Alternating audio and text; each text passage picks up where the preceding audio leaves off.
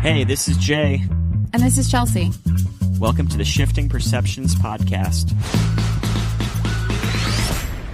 We are bringing you inspiration to live a more creative lifestyle because our favorite people are the ones that choose the path less traveled. Hello, everyone, and welcome to episode 16. This week, we sat down with Autumn Berrang. She is owner of Adjective Co. and the senior vice president of Rauxa in New York City. Yeah, that was a really good conversation. It was also our first female guest, finally, which was... I know, it's about time, and we have a lot more coming. It was really cool to talk to her, to like kind of get in the the inside mindset of an ad person. Like, I always think of like Mad Men. I know. Well, I kind of felt like Jay was sort of trying to find all the secret sauce throughout this interview. He wanted the magic I wanted potion. Like a free consultation on how to improve my branding. Yeah. Well, she gave away some clues. She did. She gave some good little tips and whatnot. It was really cool, like hearing how she kind of admits how hard work-life balance is, and how she approaches like branding and marketing so it doesn't quite feel so icky. Yeah, so Autumn brings the unique point of view that she does own her own agency that sort of is helping run the town in Jacksonville, but she lives in New York City and she's working for a very, very large agency. Very large. Yes. Not that size matters. No, not at all. But it's all women run. So for our first female episode, we kind of went all in. It's pretty impressive. I think it was really cool having her on also because like when I think of Autumn and her husband Eddie, like we definitely like connect to them on so many different levels. Like we met them like 7 or so years ago, and right? Yeah. Yeah. About 7, that. Yeah. And it's cool talking to like another couple that like balances out the work and family thing, and like they both are into kind of like surf culture, and they're both their family's vegan, and we're hippy dippy vegans also. Yeah, and I also think she is one of my sounding boards for that relationship of like being married to an artist and balancing out like those wild ideas Eddie has and what's coming next down the train. So that's the other thing we didn't mention, is that she's also one of the co-founders of Whalebone, which is a really amazing brand out of New York as well. Yeah, it's become like an amazing magazine out of Montauk, and I think they're going growing. by lifestyle brand. Lifestyle brand. Well, I know it as a magazine, but I know they're doing a lot of other stuff. Yeah, lots of events. Really cool stuff, like episodes hanging out with Bill Murray. Yeah, Bill Murray, Kelly Slater. Big deal. They're doing like huge stuff, and it was really cool to like get to share her story on how she went from small beginnings at a restaurant to being like this major advertising player in Manhattan. And raising 2 girls at the exact same time. So I don't know. This one has like a ton of gold. Like take out a pen and paper. There's like some good notes in there. I feel like right on. From every size company, from like, the smaller, we have 2 or 3 employees, all the way up to we have 30, is going to find some really good, just, I guess, takeaways. Yeah, she gave some good tips, because I was like kind of prying her for that, because some of this stuff was definitely meant for bigger business, which is also extremely valuable, but then she threw in some stuff for like, hey, if you're a small mom and pop business or just starting out, here's some stuff you can actually do. Yeah, I feel like you were like looking for those tokens. So what are some of the things that you left like still wanting? I guess I still wanted like that formula, or like some secrets that I can edit out after so only I can hear it. Oh, yes, a magic wand of sorts. Like just marketing and branding is like just takes up so much of my time, and I was kind of like magically wanting some of that sauce of like, here, just do this, this, and this, or just hire these people. Like she has this huge team, and I'd love to like... That's what I was going to say, is that I think that's what it comes down to, is what you don't see, is they make it look easy, but it takes a team of 15 super amazing minds to make that magic happen. Yeah, just like it still is like an anomaly to me to know how to build a team like she has and continues to do. Yeah, well, I hope you guys love this one and adore Autumn the way we do. Did you want to ask anything else, or was there other stuff in there that you were like, shit, I wish I asked her this or that? No, I don't think I was left. I was more intrigued by her balancing it all, and I like hearing from other women when they admittedly say it's really effing hard, because it is. And the number one thing, which we say to each other on a daily basis, that she sort of leaves you with as far as momming and working, is that when you're working, you need to be 100% working. And when you're being a mom, you need to be 100% being a mom. And it's really hard when your offices are in your house and you're trying to divide that time up. But it's a nice reminder that that's the best way to do it. That's actually something I think we hear over and over again from like our guests as well as ourselves. People like will ask us from an outside perspective, like to us, it seems chaotic, like in our lives sometimes, but it comes down to, compartmentalizing and like going all in on certain parts of your life while putting other things on hold. Yeah, she put it nicely. She just said, like, I'm not going to be working and feeling guilt for not being a mom, and I shouldn't be a mom and then feel guilty for not working. You have to just be one or the other. Yeah. So, awesome. But anyway, let's let her tell her story because it's a pretty amazing one. And Happy New Year to everyone. This is going to be going out first week of 2019. Yeah, we have quite a year ahead. So thanks for listening, everyone, and Happy New Year. Oh, and we always forget to like ask everyone to, if you could, please hit subscribe on your podcast app because that really does help us. And also, if you can follow us on social media, we're on there like too much. I don't want to admit how much we're on there sometimes. So we will like see your comments, and we love to interact. So you can find us on all the different social media platforms, Shifting Perception Podcast. And yeah, leave us a review and rating on iTunes if you are listening to us on there. And you could also check us out on YouTube. So that's my little commercial break. On to the conversation. Let's jump in. Hi, Autumn. How are you? Hello. I'm great, thanks. Hey, Autumn. Hey, Jay. How are you guys? We're good. Stoked to talk to you. Yeah, today is like the ultimate, like, let's see how many things we can juggle at the same time between, like, 5 kids between all of us and... Exactly. 5 kids under 7. Yeah, exactly. So we have a million directions we want to go in with you, but I think just to get some ground to start on, I want to hear about the early days in New York City, how you got into advertising, and then we're going to kind of just roll from there. Absolutely. Sounds good. So I started my career in advertising a little later than most people. I think I was 25 or so when I got my first job. I was in the restaurant business for a long time and was managing a restaurant in Florida, and moved to New York to be with my now husband, who was then my boyfriend, when I graduated from college. And I graduated with a degree in advertising, but wasn't sure if I was actually going to do anything with it because the restaurant business was so lucrative and so easy, and it's just a hard thing to leave. So I decided when I moved to New York, though, that I was going to shift directions and really try to use my degree and my brain a little more.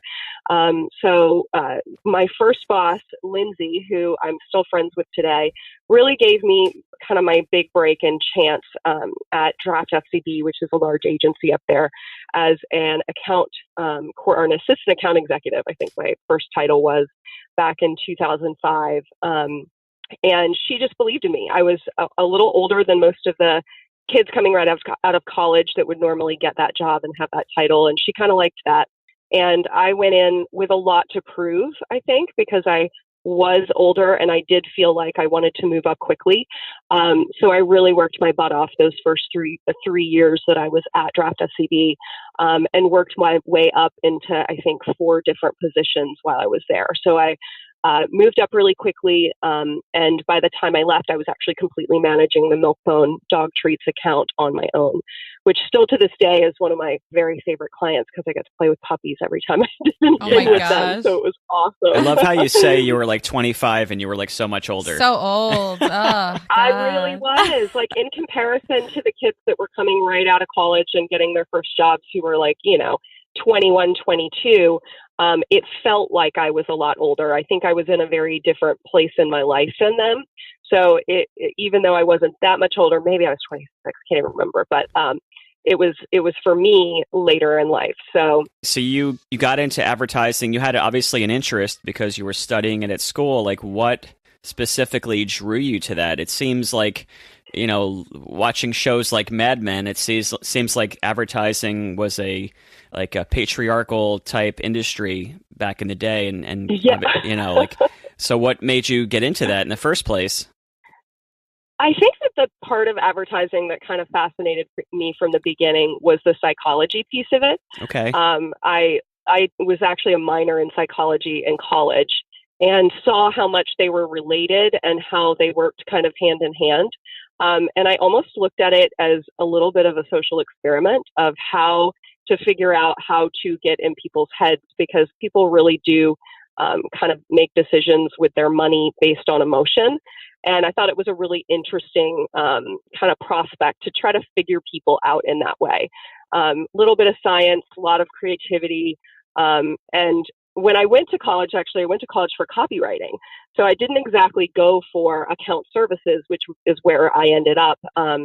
But I realized pretty quickly that I was much better at talking to the clients and managing the projects and kind of scheduling and budgets and all that good stuff.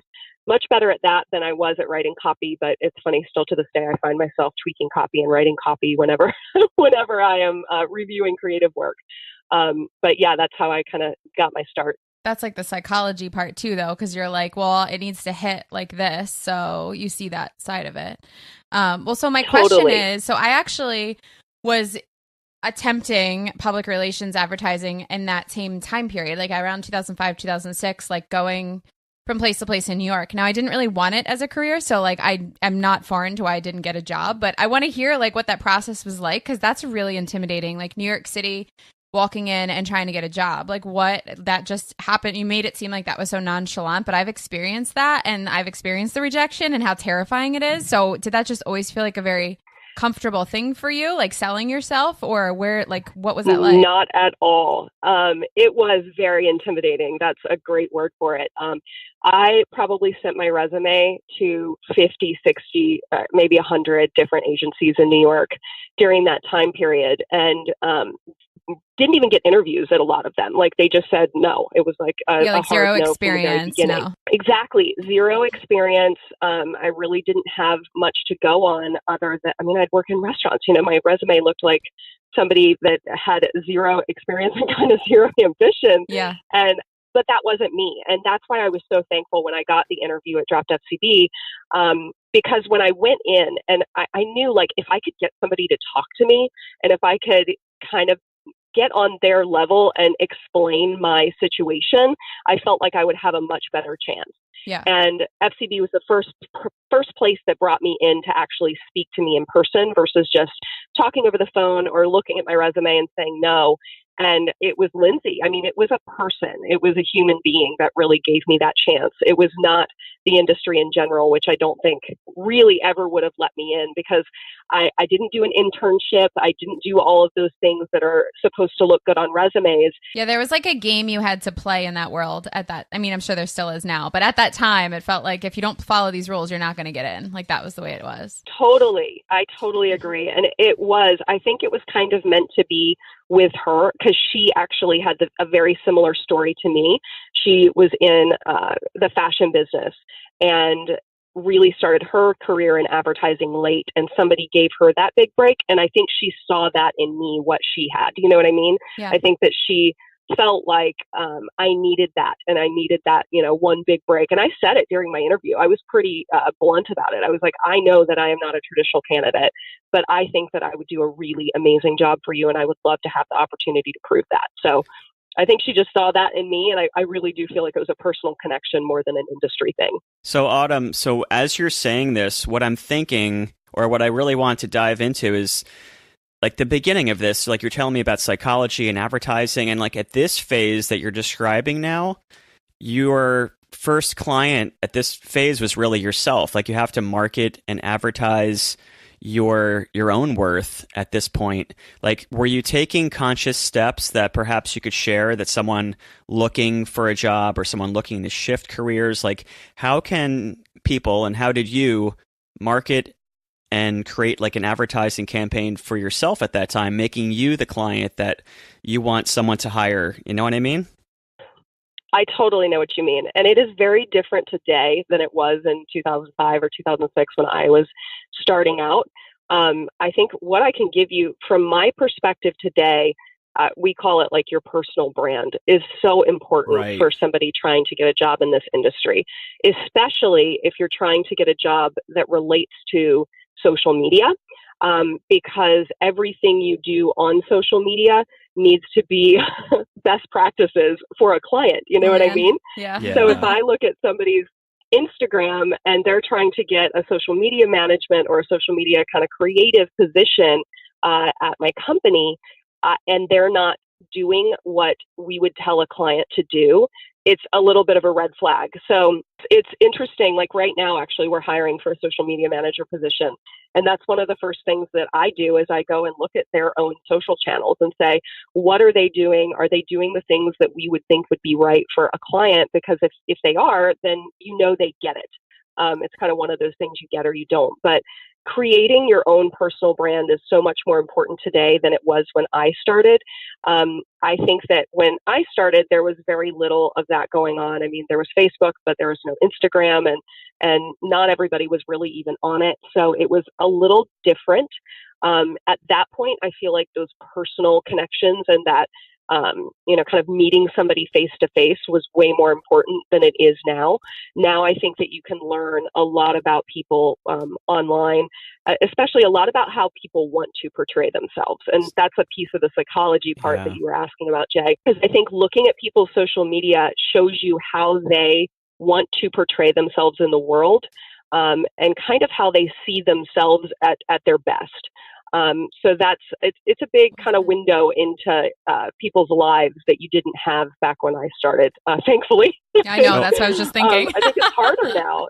It really is. Yeah. It's harder now than it was before. Autumn, I have to I just have to ask you this. So where you are now in your career, obviously at a very advanced, sophisticated phase of your career, if you can send a message back in time to your 25-year-old self that was trying to get these jobs, do you see obvious mistakes or things you could have improved upon with technology where it was, with your career or lack thereof where it was? Could you have done something back then differently to build that brand that you're talking about that maybe you didn't know to do? I think I would have shown up places, and it sounds a little crazy and people may think you're a little nutso. But right now in my career, when somebody just shows up and says, hey, I really wanted to meet you, so I wanted to stop by and just say hello in person. I don't want to take up too much time in your day, but I just really wanted to come and meet you face to face. It means so much today. We have hired at my company, we've hired so many people that have come in through internships or have just come by and said, hey, I just wanted to meet you guys. I think that if people show up in person, it really shows a lot of gumption. It shows a lot of passion and heart. Everybody does everything through email these days. So I think that for me shows me something about a person if they're willing to just stop by, say hello, and get that face-to-face contact. I think that's a big deal now, and I wish I would have done that more in my past. I think it's really easy to hide behind emails and even phone calls, but that face-to-face contact, I think, is even more important today than it's ever been. Yeah, there is a major disconnect now, even just with all the online platforms just to apply for jobs. It's creating this over and over, this Groundhog Day of just click and send. Someone will bite eventually, but it's not ever going to be a job you actually want, nor are you going to hire someone you really want if there's no actual connection there. Totally agree. Yeah, I feel like the majority of my big opportunities that I've been fortunate to come upon with my career have come about by just asking. It's shocking how people don't realize you can actually just ask for opportunities. And I know I've just reached out and asked for some outlandish opportunities and people said yes. And then on the opposite side of things, I'm completely shocked at how many people are not willing to just say, hey, I'm really good at such and such. Can I participate or collaborate in some way with you guys? We'll put out an opportunity or something and we'll get a blank email with resume attached. I'm really? That's how you represent yourself? Yes. Or just tag their social media or something. Yeah, it's a really big disconnect now. I love that it's just that reminder to, grow some balls too. It's a big part of it. Yeah. I'll give you an example. So we recently hired someone. He's amazing. He's a photographer and videographer. So we had always outsourced that work. We never had it in-house. He came to us as an intern.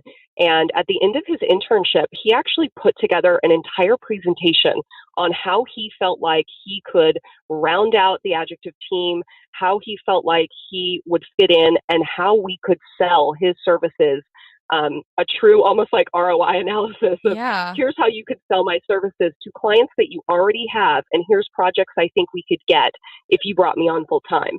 And we did it. We brought him on full time. We had never had that position. We completely created a position for him.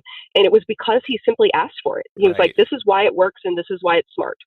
Wow, that's amazing. And that is like exactly what you need. You really have to throw yourself in front of someone and be like, this is exactly, what you need from me. I think that's like the core of advertising too, is like you're solving a problem people don't realize they need. And like whether you're selling your own brand or services to an entrepreneur, or whether you are marketing a product or widgets to a consumer, like you have to solve the problem even if they don't know they have it. Exactly. And that's exactly what he did. And he got a full-time job out of it. That's awesome. Well, so moving through your career, so this is New York. And so you can add in like the when the kids came and all that. But from New York, you guys decided to move to Jacksonville. So was this first it was kind of part-time, right? You guys were kind of doing both for a little while? Or do you just move back? So Eddie my husband Eddie was. But what happened is we had our first daughter, Matilda, who's 7 now. And when she was born, I knew that I just didn't want to live in the city with a young baby. We were in a 4th floor walk-up in the Lower East Side, and I was carrying this little baby. I'd had a C-section, and I was like, I can't This is handle not this. for me. This Yeah. is horrible. It's not for me. So when she was 4 months old, we actually moved back down to Jacksonville, where I'm originally from, to be closer to my mom, who had offered to, be her nanny, and the rest of my family, who all lives in Florida. So it was the total right move at the time. It was a really hard decision because Eddie, my husband, loves New York City and was really passionate about being there, but he also saw that it just wasn't the right place for us at that time. So we moved down here. I guess that was 7 years ago. Crazy, almost 8 years ago, and left the city behind for a short while. Yeah.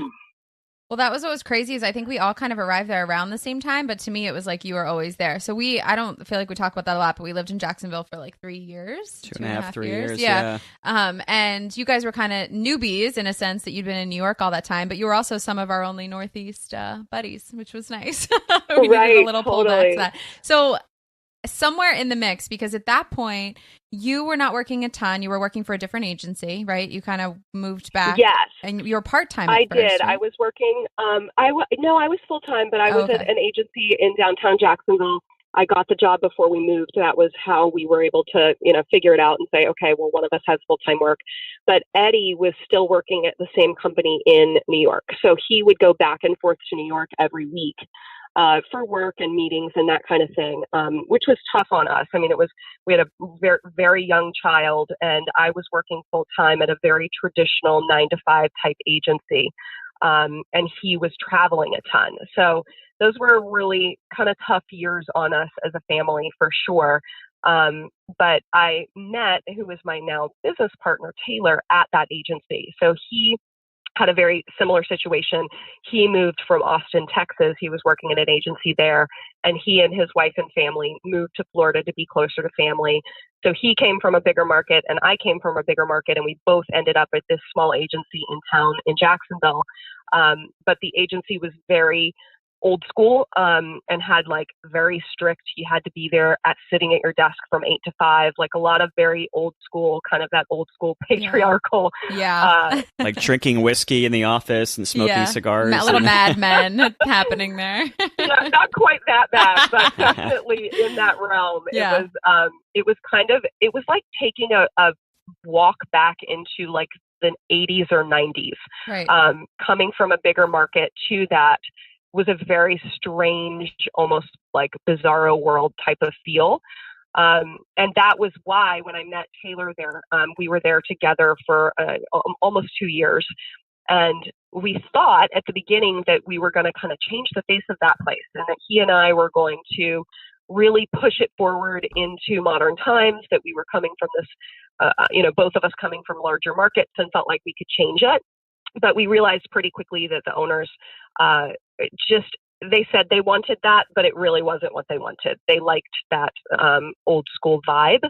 Yeah. And that was why we set out to start our own thing about 5 a little over 5 years ago now, and Adjective was born. Okay, so it's Adjective Yes. Co. And so when you're launching Yeah. off, so in the advertising version of like going off on your own, is that like you already had a couple brands and you're like, we can do this? Or did you just like, we are starting from scratch and we have to roll into We started totally from scratch.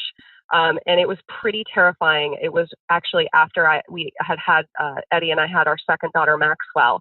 So she was a couple of months old. It's like, this is what I do. I do big changes when I have newborns. Yeah, us too. Yeah.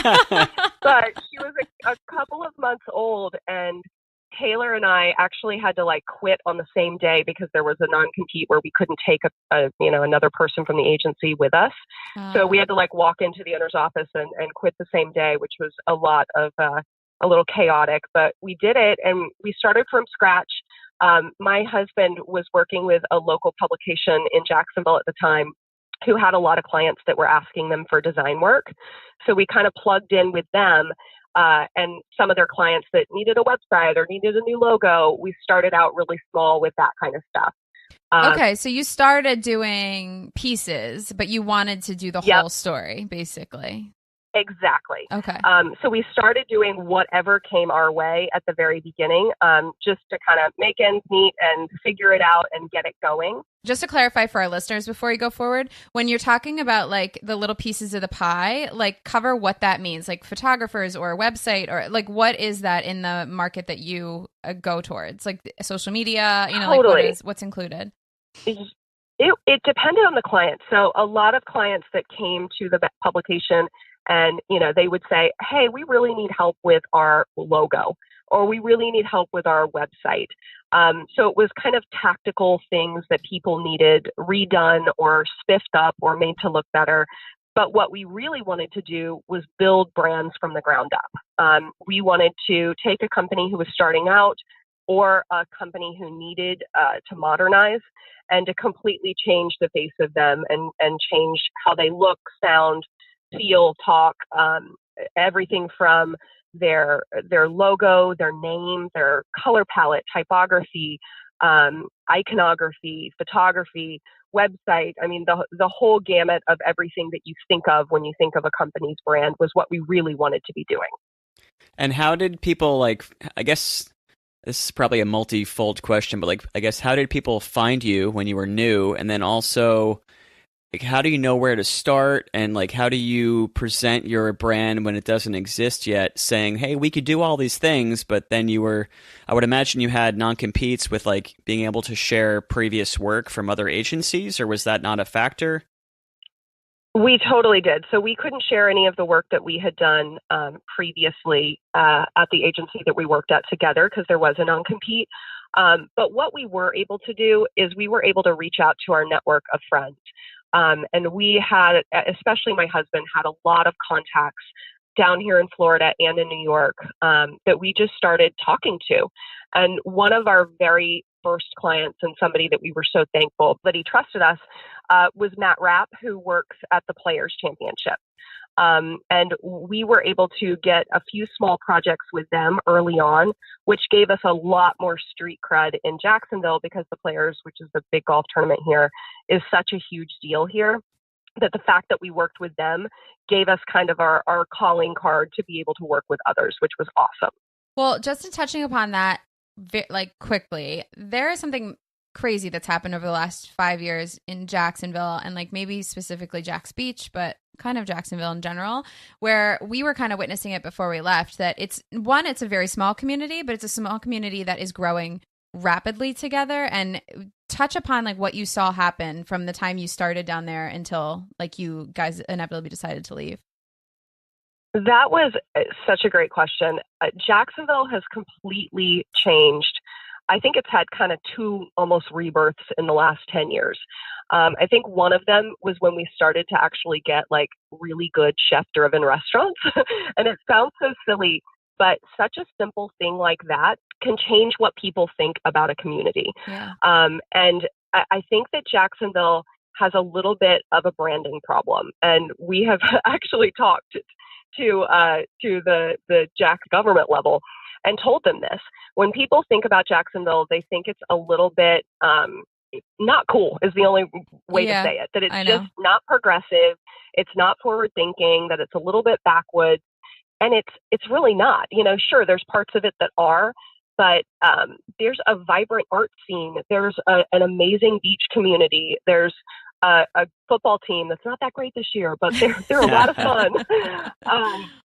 There's a lot going on here, especially with business. And that was one of the big openings that we saw as an agency at Adjective, is that there were so many more modern, forward-thinking businesses that were moving here, or that were opening here, that needed an agency that was kind of born today, and that had a very digital-first mentality, and that understood a younger demographic and a younger target audience. So when we started Adjective, we were really focused on branding for millennial target audiences. And I think that set us apart a bit from everybody else in Jacksonville who's been around for a long time. Most other agencies here of our size have been around for 25 years. So there wasn't anyone that kind of grew out of digital and social first who knew what they were doing. Yeah. So I think that that's where we found our niche, was one, marketing to a younger target audience, and two, understanding that digital and social realm. Yeah, you guys definitely grasp that. Like, we saw just such a, I mean, even just in the, 5 years being away and going back, it was such a crazy change in just the way that I mean, it's like lit up. The whole place is alive now. It's pretty wild to see. But so I know this is like a burning question for, especially the women listening to this. So how the hell did you juggle all this? So you're starting a brand new agency and you have 2 young children. I know Eddie is a great partner, but he was working his butt off too. So how were you doing with juggling it all at that time? Yeah, it's been an interesting ride. I think that work-life balance is a bit of a misnomer, honestly. I think that if your work and your life are so intertwined like ours are, I think that the only way to do it is to try hard to focus on what you're doing at the time. So if I'm at work, I'm not beating myself up about not being with the kids. And if I'm with the kids, I'm really trying hard not to beat myself up about not working right then. So I think it's a lot about just living in the moment and making what you're doing at the time be the most important thing. And it's hard. I mean, I struggle with it daily. To be honest, it's not my strong suit. I try really hard, Eddie does too, to put our phones away some at night, to look at the kids, to interact with them instead of having us staring at screens, because it's very easy in the jobs that we both do to be completely kind of overtaken by them because they are so personal. So that's the only way that I have found to balance it. Yeah. And sometimes I suck at it. Sometimes it's not the easiest thing in the world. I've, missed things at work because I really needed to be with my kids. I've missed things with the kids because I really needed to be at work. But I think it really is just about focusing on what you're doing at the time. Yeah, I think that like compartmentalizing is like something that maybe is not talked about as much when it comes to people like us, because we're, like you said, we're always building our own brands, and that's like not the stuff that's like the juicy stuff people want to talk to you about, but it's like important to know that it is really hard, and building that brand also kind of seeps into like building the brand of quote unquote of being like a parent, and like making sure that your self-worth as a parent is also being focused on, and that's like important for people to hear that. It really is. And I think that one of the things that I've kind of taken to heart is that I do feel like my girls seeing a role model that is, driven and does love work and love what I do is going to be impactful on them. I think that I could be a stay-at-home mom. I could be at every PTA meeting. And I've chosen not to. And I talk to them about that pretty honestly, because they have asked, so-and-so's mom is always in the class. And, it's a different life that we live. And I've been very honest with them that, this is a choice that we make because I absolutely love what I do and I love working, and I get a lot of enjoyment out of it. And they understand that. I think that both of them are smart enough to say, I get it. And both of them have even said, oh, I want to work with you one day, which is such a cool thing to hear. They've said it to me and to Eddie, like, I would love to work at your company one day, which is awesome to hear. Yeah. So I think that they understand why we do what we do. Well, I think that is, like what you just said, is the biggest difference, because if you are working and you're away from your kids all the time and you hate what you do, you're building up all that resentment towards that work and whatever it is. But teaching our kids that the reason we work is because we actually love what we're doing. And it doesn't mean that we want to be away from you, but it means we've really found something that we love. That teaches our kids that someday they're going to find something that not just to make money, but, to do something they love. And I think it's really important. It's a big step in parenting, Yeah, I think it's a big life lesson for them and for anybody that interacts with me, that understands that it is a passion. It is something that I love. I have a question sort of roundabout related to some of this. So I don't know how much you want to dive into it, but I know from having that one dinner we did at your house with like your mom that like spirituality and those types of realms kind of run deep in your family. So I know those, meditation and spirituality is very important to you. And here you are working in this world that a lot of it is like ego-based, consumer-based, like things that you would think intuitively are the opposite end of that spectrum. Is finding that balance for you as like a spiritual person and mother and like all these different roles you play, and a vegan, and we're all plant-based. So like you have these like roles that are very spiritual, and then you have this like, let's sell these products to so-and-so and how can we market it? Like, how do you balance those two things, those different sides of Autumn? That's interesting. So, yeah, I'm a total oxymoron when it comes to that, for sure. Okay. I think I'm the most like type A driven career planner, all those things. And I'm extremely close with my mom. She actually has kept our kids since they were born. She's a huge part of our lives. And through her, I have explored a side of me that it is a spiritual side. My mom wrote books called the Teen Books, all that were communicated to her through my grandmother when my grandmother passed away. And a lot of people are like, okay, that is different. It is a very, and truly, I think that she has been put in my life, and she is my mom, in order for me to explore those types of things, because it's not something that would have come naturally to me. But because I respect her so much and I love her so much, I've really kind of explored that whole side of life with her and through her. And I've been more open to it because she's my mom. And I think that was a big lesson for me. Like you said, kind of the spirituality and meditation and yoga and understanding like this whole side that has nothing to do with career and consumerism and all of the other things that my career choices have to do with. It is a huge part of me. And it's something that it's a little hard to define. It's not something that I outwardly talk about a whole lot, because I think people start to be like, oh, well, that's really strange. That's not something that I would have thought would come from you. Yeah. But to me, it's such a natural part of my life.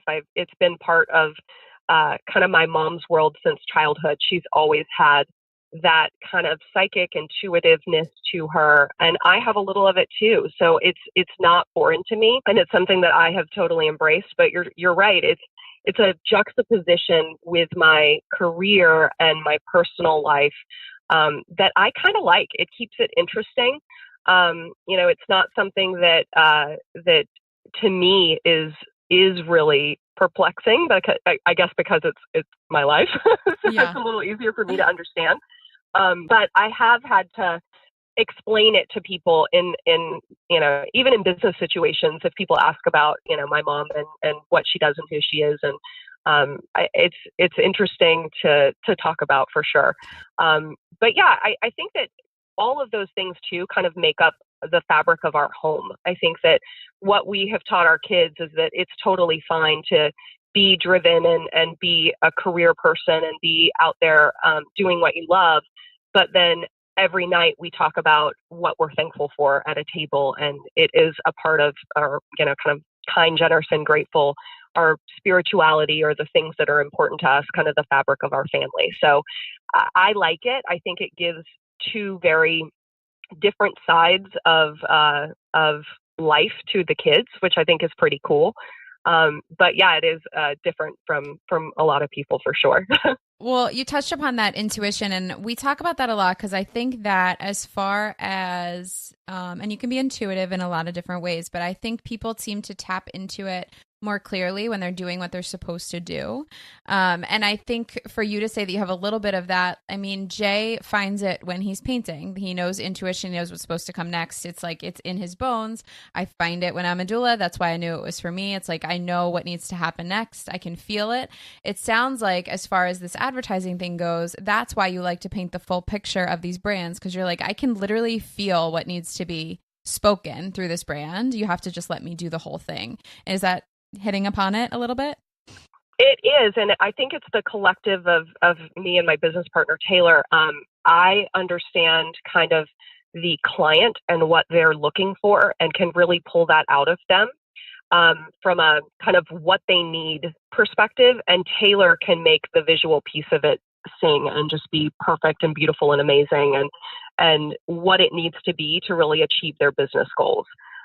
So I think the combination is kind of the 1-2 punch of understanding the client and what's in their brain, kind of the psychology of the client part of it, as well as Taylor's visual ability is where the magic happens for us, for sure. That's awesome. Well, so, and after that, so you're in this brand, and now I know because of Eddie's business, you guys decided to move to New York City. So I want to talk about this new role. I know you still have Adjective, but now you're working for a company, and how all of that, I mean, that decision I'm sure was hard.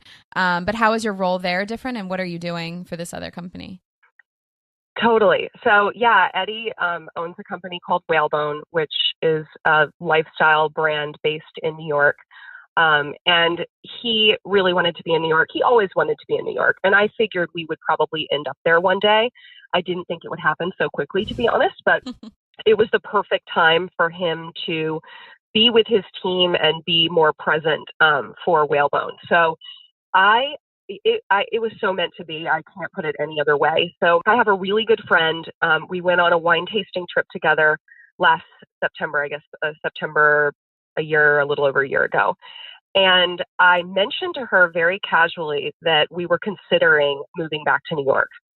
And she said, oh my gosh, there is an agency in New York called Rauxa, who she used to work with. She was actually a client of that agency when she worked for Verizon a long time ago. And she said, you would absolutely love Gina, who's the president of the agency. You would love Nancy, who runs client services. Like, these two women are so much like you.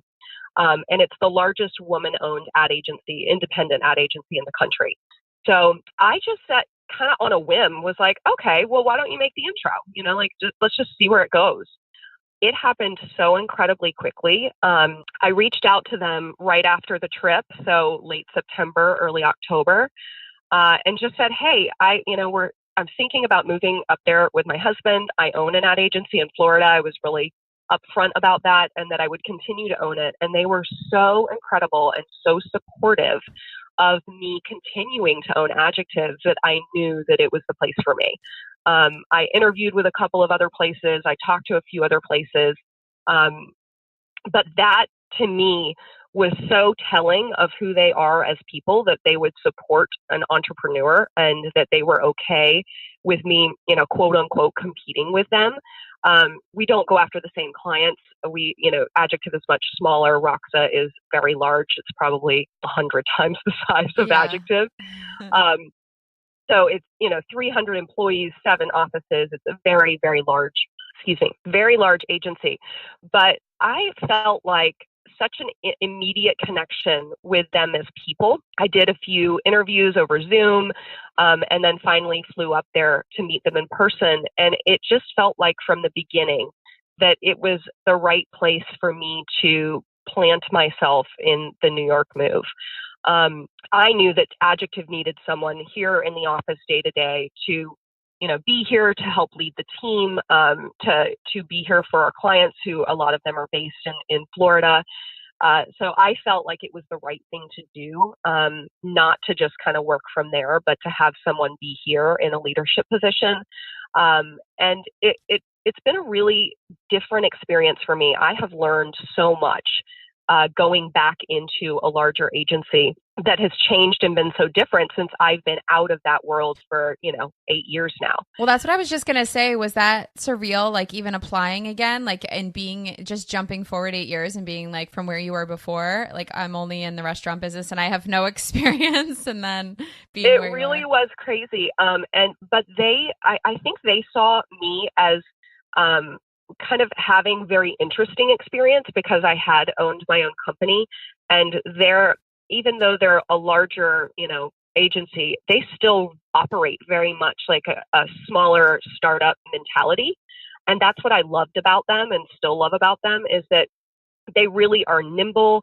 They move quickly. They have a lot of the same kind of values as Adjective, but on a larger scale. And I think it gave me some vision for, Adjective will never be that size. We don't want to be. We never really want to grow past, I would say, 30 or 40 employees. We intentionally are staying smaller. But I think it gave me some vision for ways that Adjective could grow that are different than what we were doing. I think it gave me a more well-rounded perspective of the industry in general. As much as you're able to, I don't know what like non-disclosures, what you can and can't talk about, but I'd love to know some of the nuts and bolts, if there's any like case studies or past examples or on either what you're doing or have done or what businesses are making huge mistakes on typically. Like I don't know. I would love to just dive in. Are there any case studies or examples on like, here's where they were before, here's what we did, here's some steps? Because I'm things you see go wrong with every yeah, one. because I'm listening to this as a small business entrepreneur, thinking like, I wish I could dive into Autumn's brain and like know what I'm screwing up on, or what I should be delegating, or what I should do, or like what are those problems that I don't know need solving? And like, if you can give me some examples, I'd love to like learn from you. Sure. Yeah. I think one of my favorite examples, and I know we have a mutual friend in this business, is ice mule coolers.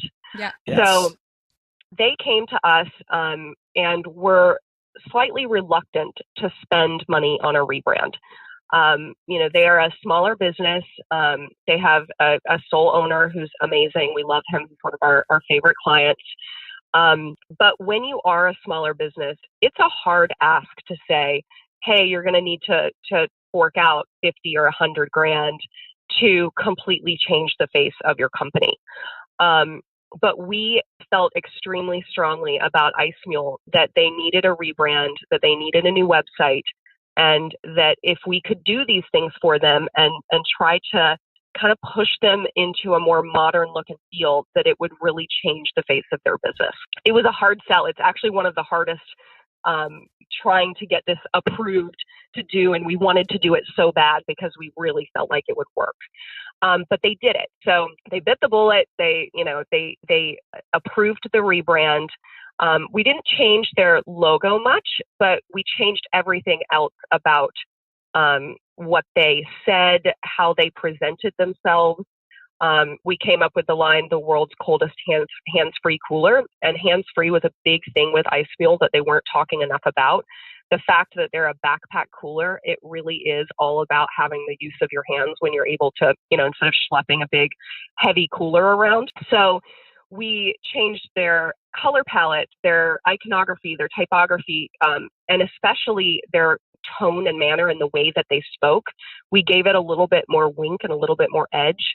And it has been one of the biggest success stories that we've seen. The fact that they were willing to put money into branding, because a lot of clients come and they're like, well, all of that money that you're charging me for a rebrand, I could just put into advertising, paid social or digital advertising or whatever that I know is going to get me, more money. But what we had really said to them is, yeah, you're going to get some short-term gains, but to be successful in the long term, you're going to need to modernize. So they did it. They have had really unbelievable results. I won't give numbers because obviously that's confidential, but I think it's 2 or 3 times sales in 1 year following the rebrand. So I think that, one of the biggest mistakes that I see clients make over and over is pouring all of their money into paid media versus actually getting your brand in order before you do that. A lot of people think, oh yeah, that's kind of a soft cost. It's not something that's going to drive my business, because it doesn't immediately. It takes time to kind of have effect after you do it.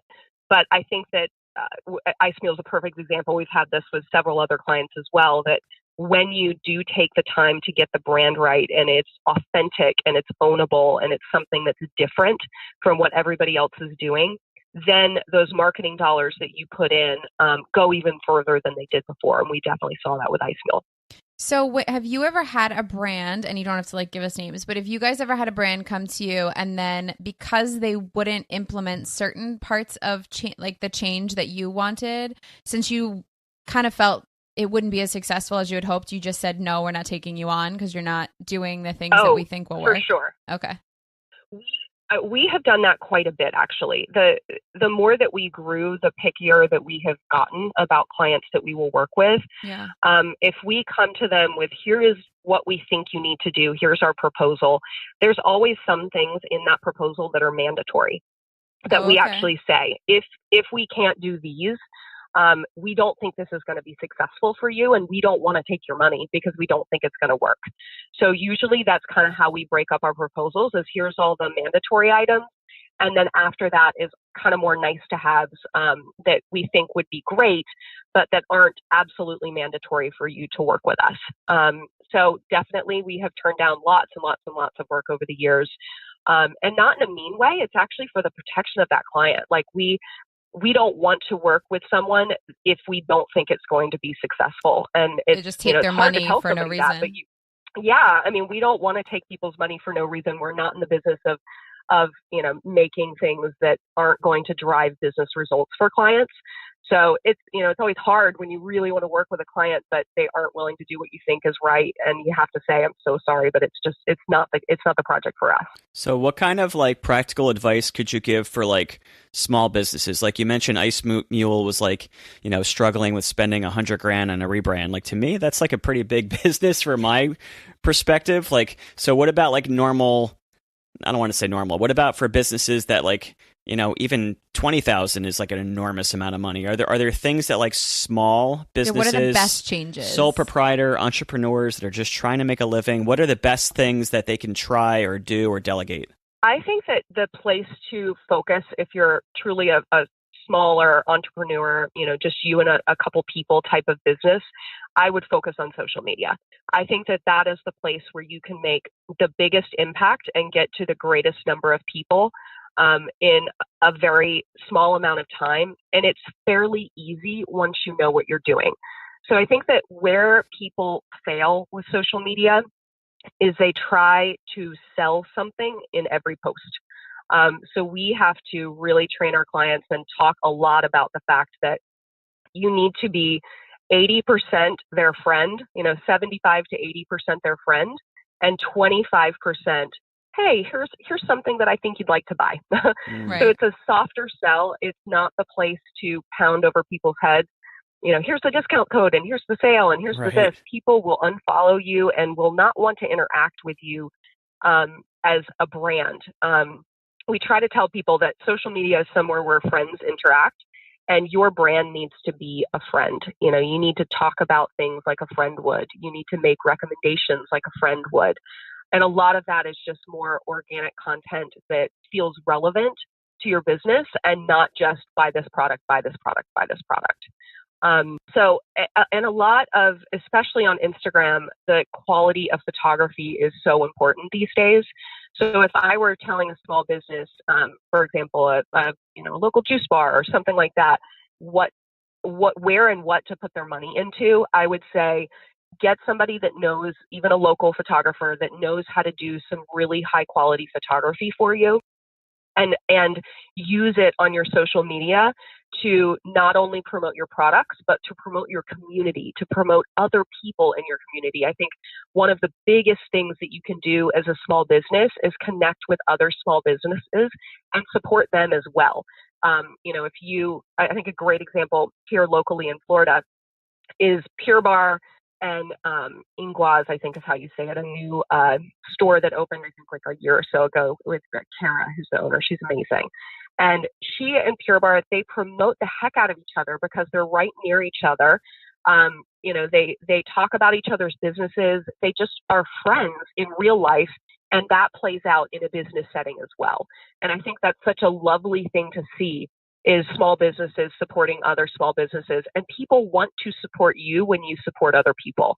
So those would be my recommendations for really smaller businesses: is social media, photography, less selling, more talking, and really interacting with your local community of other small businesses to support one another. That's awesome. That's also the psychology bit too, is like, if I'm going to be friends with this person, I want to be friends with everyone. And it comes across, like you can feel that when people are genuine about that. Exactly. Also, I have a quick question just about social media in general. So, we talked about when, in the days when you and I were applying for jobs back in 2005, there was barely Facebook. What's your foresight for things like Instagram, Facebook, Twitter? Like, what is going to be the powerhouses in the future for sales? Yeah, I think that, so where we see the most traction for advertising is still on Facebook, because it has such a widespread reach.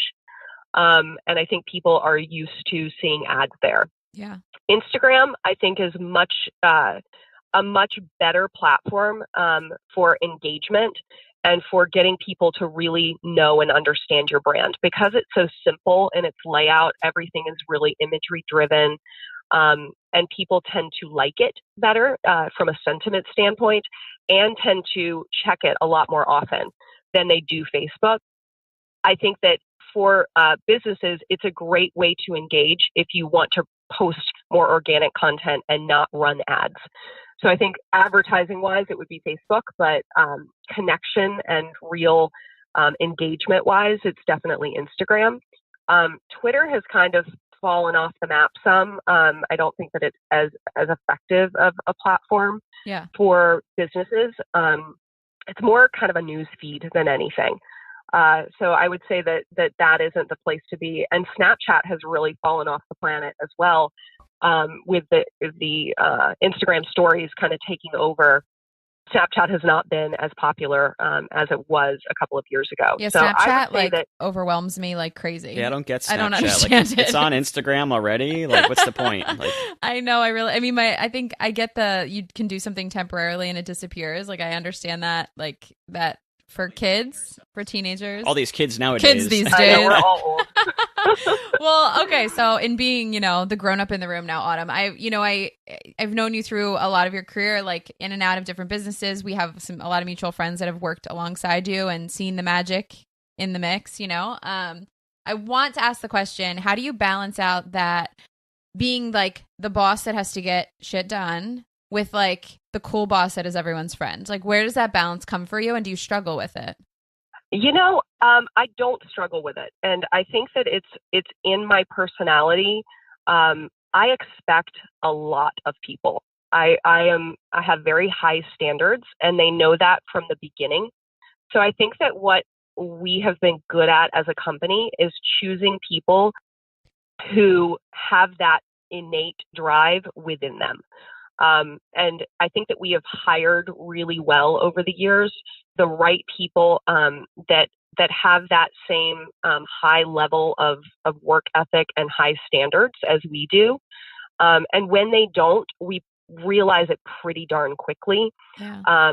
We have, we've only fired one person ever in the 5 years. We've had people move and, people leave for various reasons, but we actually only had to fire one person.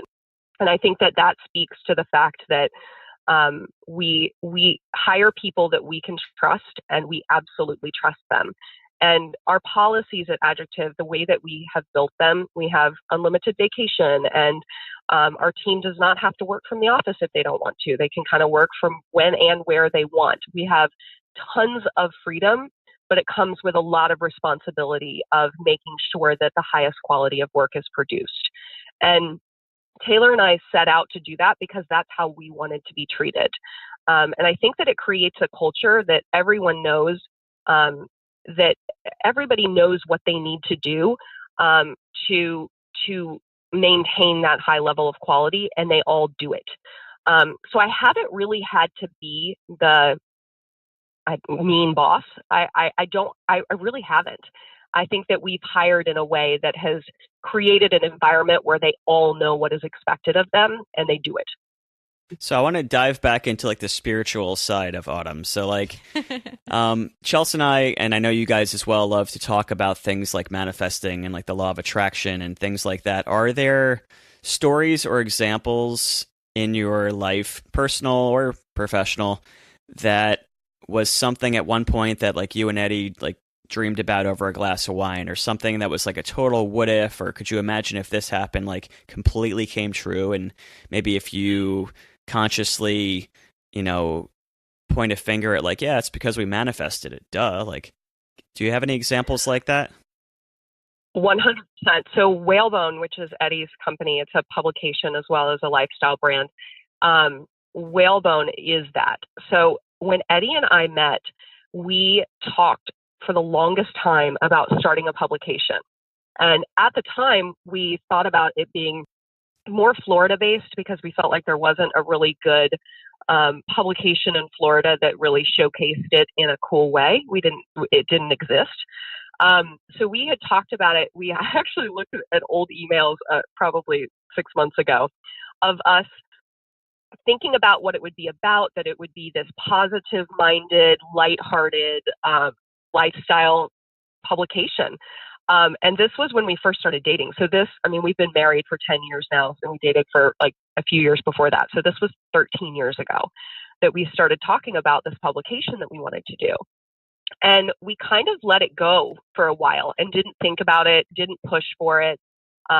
It was like kind of, a pipe dream that we were just like, oh, wouldn't it be so cool if we did this one day?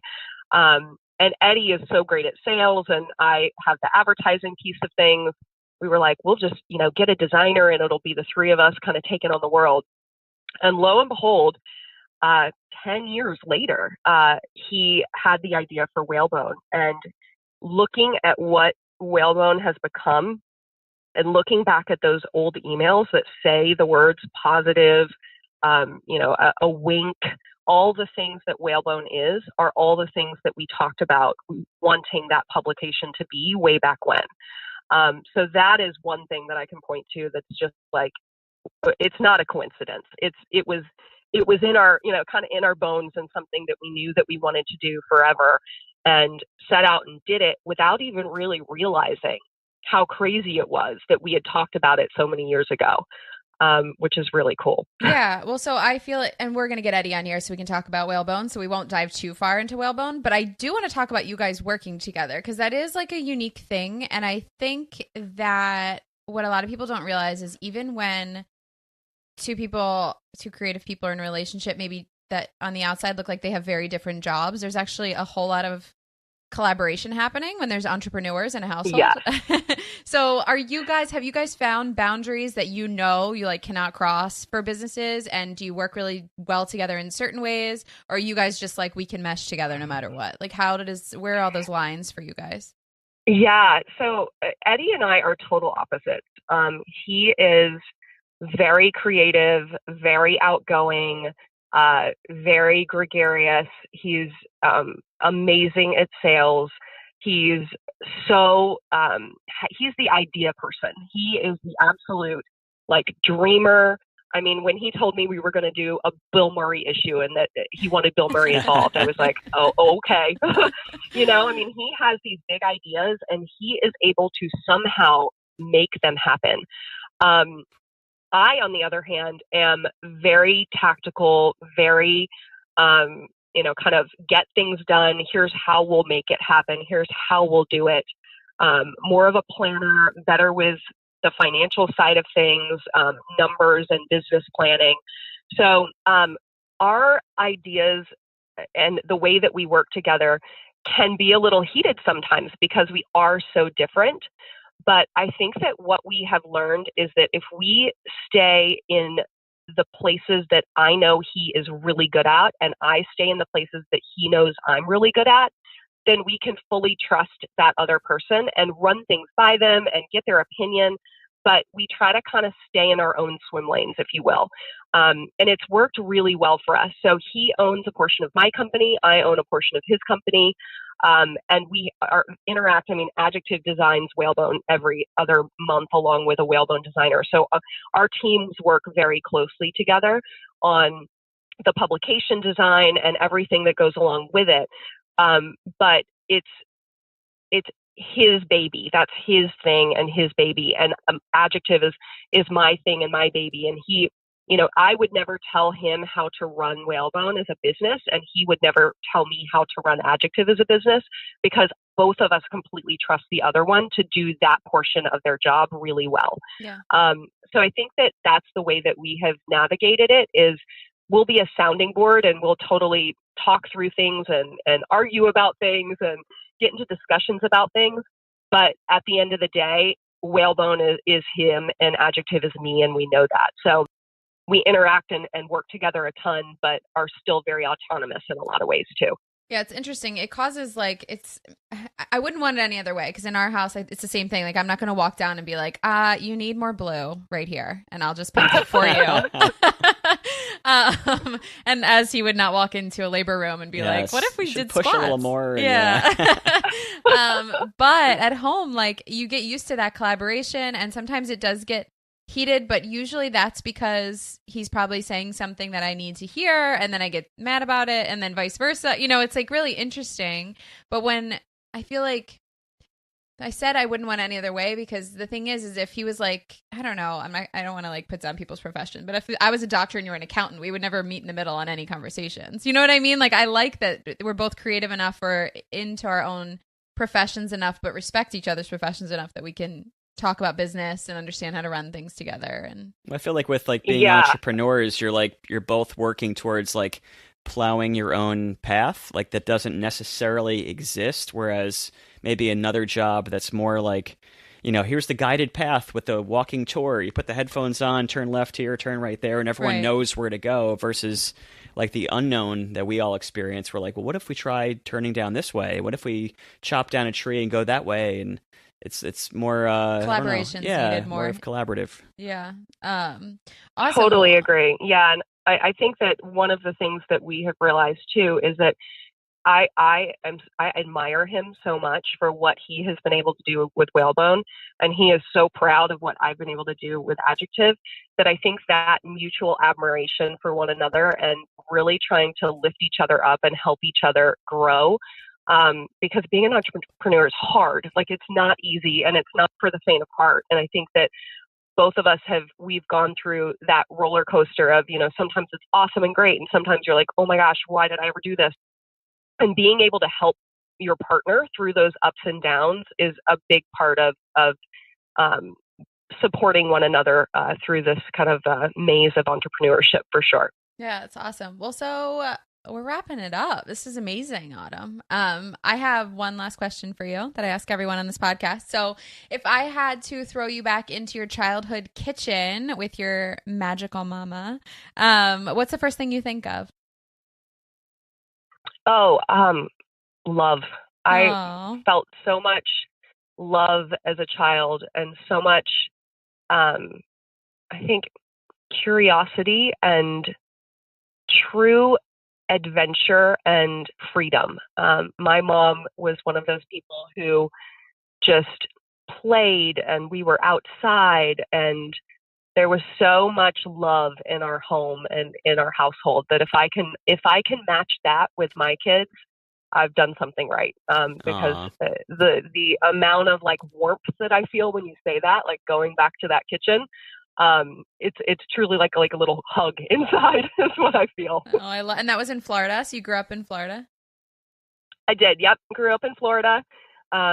And yeah, my mom and grandmother owned a daycare center, and we lived like a daycare center and private school, and we lived in one half of it for a long time. So I grew up around tons of children, tons of laughter, tons of fun, and my mom and grandmother being female entrepreneurs as well and kind of running their own thing. Before we do let you go, I guess somehow we escaped asking you the question of like current projects you're working on, and also we can, I guess, follow that up with like what's next and where everyone can find you. But like whatever you're allowed to say, can you do some name dropping of people you're working with, where people can find you? Absolutely. Tell us current and future and all that good stuff. Totally. So right now, I still have my ownership position at Adjective, but don't work there day to day. I'm at Rauxa in New York, more day to day. And you know, at Rauxa, my main clients are Amazon Audible, which I'm loving. They are such a rad company and are doing so many really cool things. The cool thing about Audible is they really support artists in general. They have sponsored a theater in New York and are doing theater plays and bringing them to the audio realm so that people who can't come to New York and see a play are able to listen to it on Audible. So they're just doing so many cool things, and I adore them. I do too. So that's a big project. Yeah, they're so cool. So that's a big client and project that's ongoing for me, and that we're working with them a lot this year on kind of their CRM, which is like their emails that go out to current and prospective customers and that type of thing. Also working with Front Point Home Security, which is a large home security company, to do some national advertising, which they have never done before, which is super exciting. And then on the Adjective side, we just are working with St. Vincent's and Mayo here in Jacksonville. They opened a cancer center, so we're helping them launch that cancer center to this community, which is really cool because, I mean, Mayo is such a huge brand and such an amazing cause to have this cancer center that's built by both of them right here in Jacksonville. We also have been working at Adjective with the New York Islanders for a long time, which is funny because they're in New York. But they found us through Whalebone, which is an NHL team up there. So we continue to help them with some of their branding and social media. We got to design their third jersey this year, which was such a cool project. We worked on it last year, and it just debuted this year, which is a lot of fun. So a lot of fun things going on at both companies, and lots of growth, which is lots of excitement for sure. And people can find you if you want people to find you. Where can they find you? Totally. I am on Instagram. I'm private, but at Autumn Berrang on Instagram. So if you're looking for me, I'm on there. AdjectiveandCo.com is Adjective's website, and Rauxa.com is Rauxa's website. So if anybody wants to, and then you are also welcome to email me if anybody wants to find out any more or has any questions. Autumn at AdjectiveandCo.com. You can find me very easily. After that, on LinkedIn too. So. After that, like that push for just showing up, just watch out. Yeah, really. I know, right? It's going to show up at our and your addresses. Totally fine. Oh man, well, thank you so much, Autumn. Yeah, no problem. It was great seeing you guys recently in Manhattan. We have to get the kids together again because seeing the girls like run up the street in New York, like holding hands, the next generation. It was just so cool. So much fun. I know you guys got to come back into the city and hang out soon. They're having a blast, and I know they love your kids, so it would be so fun to get together again soon. Tell Eddie if he comes down to surf near us again and doesn't hit us up, he's in trouble. He's a dead man, yeah. I know. I would totally tell him. Awesome. Well, we will talk to you guys soon. Thank you so much again, Autumn. Thanks, Autumn. We'll talk to you later. Thank you, guys. Talk to you soon. Bye. Thank you so much for listening, guys. We appreciate you. If you like what we're doing, could we ask you to go to iTunes and leave us a nice review and rating? It really helps us and helps other people to know that we're providing a good podcast for you. If you'd like to find us on social media, you can find us at Shifting Perceptions Podcast. You can find my artwork at jalders.com or me on social media at jalders. You can find my beautiful wife Chelsea on ommamasdoulas.com or on social media at ommamasdoulas. And if you'd like to join our newsletter or find episodes online with show notes, you can go to shiftingperceptionspodcast.com. Until next week, talk to you then. See you guys. Thanks so much.